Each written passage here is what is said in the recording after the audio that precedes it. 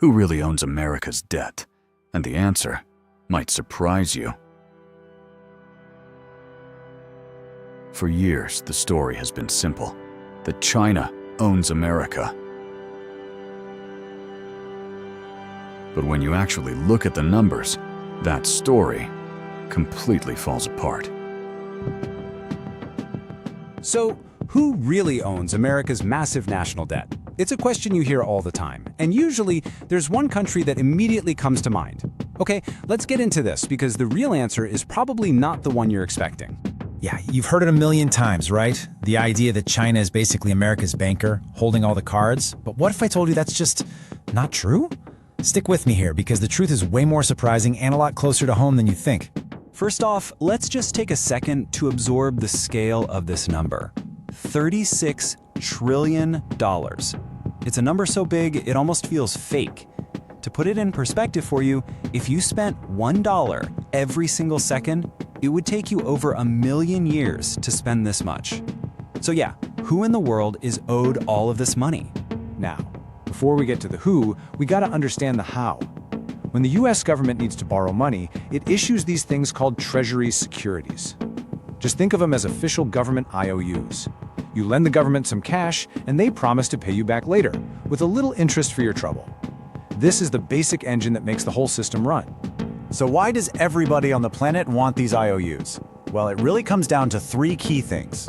First, the US dollar is the world's reserve currency. It's just what most international business gets done in. Second, you can buy or sell them instantly. We're talking trillions of dollars worth. And third, and this is the big one, they are seen as the safest investment on Earth, backed by the largest economy in the world. That combo makes everyone, from other nations to your own pension fund, want a piece. And that right there brings us to the biggest plot twist in this whole story. The single largest owner of American debt is America. This is where that popular story just completely falls apart. I mean, look at this. A whopping 77% of US debt is held right here at home. That's right, almost 4/5 of it is money the US owes to its own citizens, its own funds, and its own institutions. Only about 23% is actually held by foreign countries. Which, of course, leads to the next big question. If we owe it to ourselves, who exactly are ourselves? Let's break down that big 77% slice. Let's really dig into this. The biggest piece of the pie, about a third, is owned by American banks, mutual funds, and investors like you. Then you've got the next two big slices. About 22% is held by government trust funds, and the main one there is Social Security. That's the extra money from payroll taxes invested to fund future retirement benefits. And another 22% is held by the Federal Reserve, which buys these securities to help manage the economy. So yeah, it's kind of wild. The government owes a huge amount of money to the government. And this is how personal it gets. If you have a 401k, a pension, or you pay into Social Security, then you are indirectly a creditor to the US government. You own a tiny piece of this debt. So with all that in mind, let's turn our attention to that other 23%, the foreign lenders, and finally put that myth to rest. Okay, time to bust this myth for good. America's biggest foreign creditor isn't China, it's Japan, holding over $1 trillion in US debt. China is number 2, followed by the UK. And honestly, for years now, Japan has held that top spot. And not only is China not number 1, but they've actually been reducing how much they hold for years. Their stake has dropped quite a bit from its peak of $1.3 trillion. So the trend for China's ownership is actually going down, not up. And what about that whole fear that China could use its debt as some kind of economic weapon? Well, it's not that simple. If they tried to dump all their US debt at once, it would flood the market, crashing the value of the very thing they're trying to sell. It would be a massive act of economic self-harm. You could call it mutually assured financial destruction. So if who owns the debt isn't the big scary story we've been told, what is? Why do economists lose sleep over this $36 trillion number? Let's shift gears and talk about the real risks. The real problem isn't about who we owe, but simply how much we owe.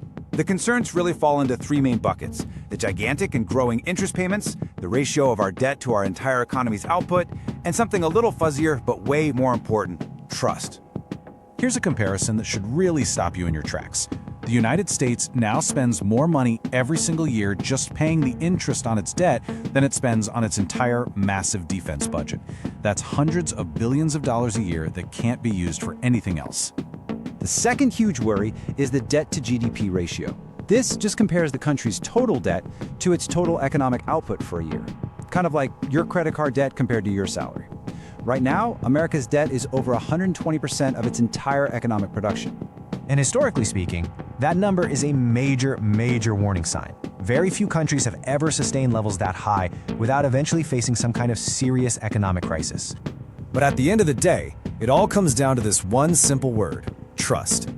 The dollar's power, the global demand for those IOUs, the stability of the whole financial system, it's all held together because the world trusts that the US will always pay its bills.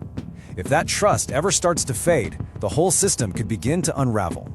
So let's pull all of this together. The key takeaway here is this: the real threat isn't some hostile foreign power calling in our debts. The real danger is a gradual, internal erosion of confidence in America's ability to manage its own finances responsibly. Which leaves us with a final and crucial question. If things keep going down this path, what breaks first? The value of the dollar, the stability of the global bond market, or the political will to finally change course? That's the real question here, and it has no easy answer.